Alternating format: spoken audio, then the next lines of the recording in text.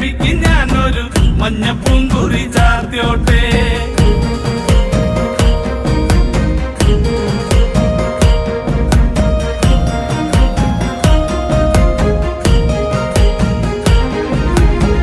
മനം നൊന്തു വിളിക്കണ നേരത്ത് മനതാരില് വന്നമ്മ, ദൂരെ നിന്ന് ചിലമ്പൊലി കേട്ട് അടിയന്റെ കനവാണ്.